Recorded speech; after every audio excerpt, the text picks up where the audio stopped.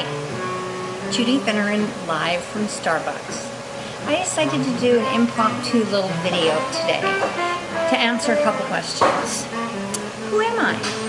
Well, I'm a daughter, I'm a sister, I'm a wife, I'm a mom, I'm a Beachbody coach, I'm an avid reader, I'm a person longing to have an RV, I'm a Honolulu Marathon hopeful walker. I'm a lot of things, but one thing I can tell you very clearly that I am not, is I am not perfect. I spent the first 50 years of my life trying to be perfect.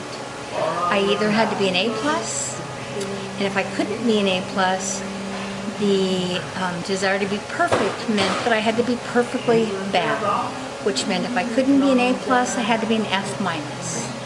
So, if I was on a diet and was trying to lose weight and I ate one chip, well, obviously I was a failure. So if I was going to be a failure, I wasn't going to fail with one chip. I was going to eat 7 bags of chips. I don't know that I've really ever eaten 7 bags of chips, but I have eaten 3 boxes of Kraft macaroni and cheese at once. I've driven through Jack in the Box and ordered 14 onion rings back in the day. I was a person who had to be perfect. And up until about close to 7 years ago, I'd pretty much given up on ever achieving a healthy weight. I had been on every diet in the world. Nutrisystems, OptiFast, Lindora, Jenny Craig, I mean, all of them. Now, I am a great dieter because when someone gives me a plan and tells me these are the rules, I can follow the rules. I can really follow the rules. In OptiFast, 10 months, not one bite of food, nothing past my lips. Lost 150 pounds in 10 months. And yet, when I was done, what happened? I didn't have any rules anymore. And so I dubbed myself the queen of the weight lost and found department. And every time I lost weight, I found it. Every time I lost weight, I found it. And I really had given up on myself. And then I was invited to be a Beachbody coach. And I was kind of worried about, did I have a Beachbody? Heck no. That was at my highest weight. I was almost 320 pounds and I'm 5'4", not too tall. But I went because the weekend that they were launching the Beachbody coaching business, it was at the Beverly Wilshire. And some of you that know me know my favorite movie of all time is Pretty Woman, which is filmed in the Beverly Wilshire. And this was a free weekend at the Beverly Wilshire. So I went. But something happened to me that weekend. I fell in love with the company Beachbody. And the biggest thing that Beachbody has given me is that ever since I became a Beachbody coach, I've never given up on myself. I had been at a point where I'd given up, but I've never given up on myself since. Because as long as I'm a Beachbody coach, I need to be making steps every single day to lead a healthier life. Because I can't be inviting or sharing or asking my clients, my customers to do something that I'm not willing to do. Exercise. I used to say I'd rather stick pins in my eyes than exercise. Now I exercise. I'm not good at it. I'm never going to be one of those people that say, yay, I get to go exercise today. I do it because I have to do it. And I don't hate it as much as I used to. And a couple things I even kind of like.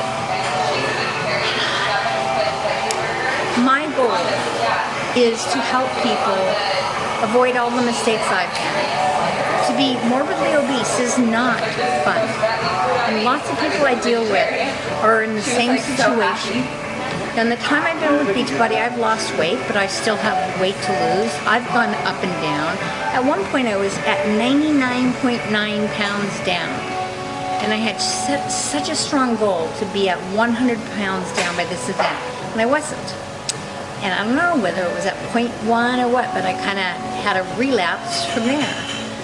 So what I'm trying to say is, when I discovered that I didn't have to be perfect is when my life started to change.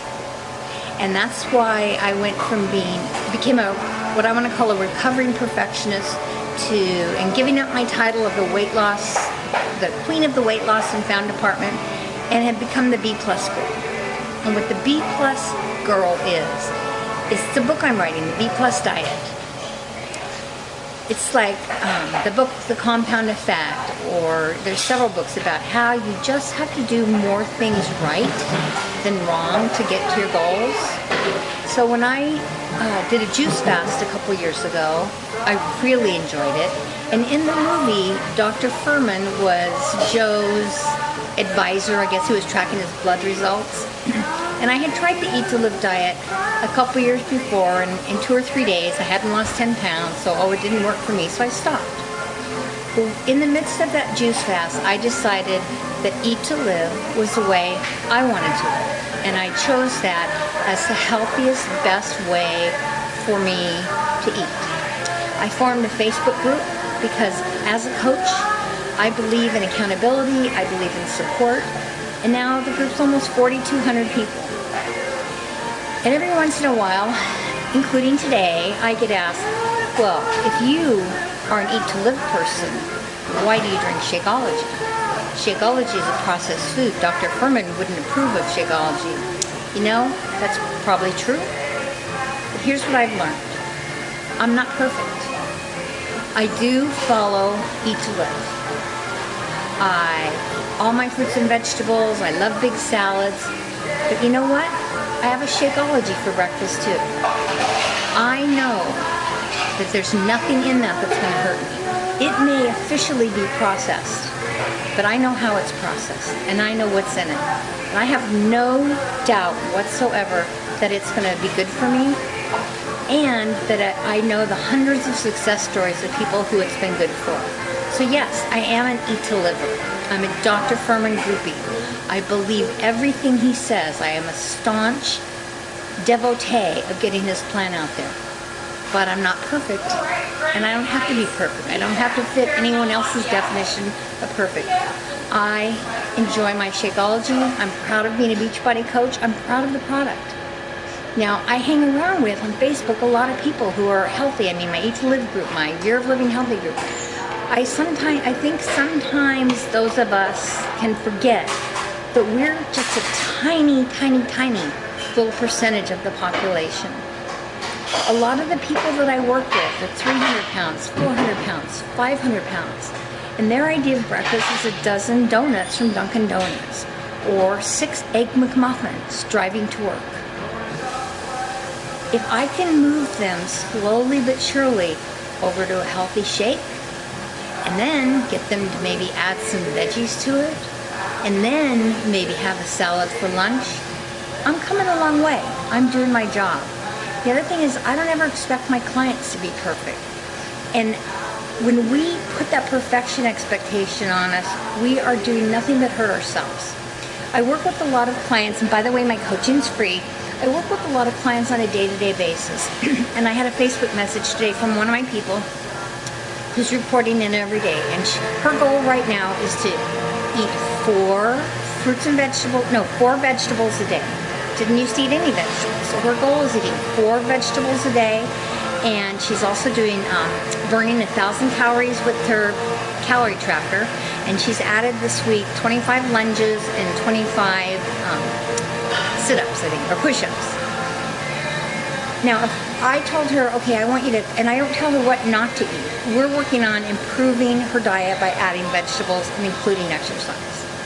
She sent me a note today and said, I'm so disgusted with myself. I'm so disappointed in myself. I didn't eat lunch today. And I said, what happened? She was in a car wreck. She lives in an area it was raining. Her brakes failed. She rear-ended another car. Her car, she's concerned about being totaled. And the thing she was the most worried about was that she didn't eat lunch. That's not right. Life happens. We have to make allowances for life. I don't ever, ever, ever want to be perfect again. Probably one of the things I'm the most proud of is giving up diet soda. I was a diet soda addict. 2 64-ounce super big gulps, not a problem. The 10 months I did OptiFast, I used to mix my OptiFast in Diet Coke. And it would bubble all up. It was kind of a mess. But I truly believe that was something that I couldn't give up. And at one point, my son, who had been raised vegan but then had gone back to eating meat, he had always told me how bad Diet Coke was for me. And I made a deal. If you stop eating meat, I'll stop drinking Diet Coke. Cola. And he agreed. And then I cheated. I snuck around and I had Diet Coke. And I thought, that's really kind of an addict, but that isn't what stopped me. What stopped me was a day that just kind of passed like a day. We were traveling and I realized that night I didn't have any Diet Coke. And I was amazed at myself. So the next day I didn't have one either. It's been 4.5 years and I still have not had a Diet Coke. However, I have never told myself I can't have a Diet Coke. Because the minute I can't have something, that's when I'm going to go have 72 of them. Just to show that no one's going to tell me what to do. So, yes, I'm a total believer in Dr. Fuhrman. I preach his program to everyone. I am proud to say I follow the Eat to Live program. And yes, I also do drink Shakeology. And I'm proud of that too. So, if I've let anybody down, if I in some way indicated that I thought I was perfect, I wasn't. Oh yeah, and also, I really like Starbucks too. I like chai tea. And once a week or so, Kevin and I go to Starbucks and I have a chai tea latte with soy milk. Is it the best thing in the world for me? No. But again, my goal is not to be perfect. My goal is to be human, making better choices every day to achieve my ideal weight and to be healthy. And that's what I want to help other people do. So that's who I am. I'm Judy. I'm here to support you. I'm here to help you in any way I can, but I'm not here to be perfect. So thanks for listening. Right.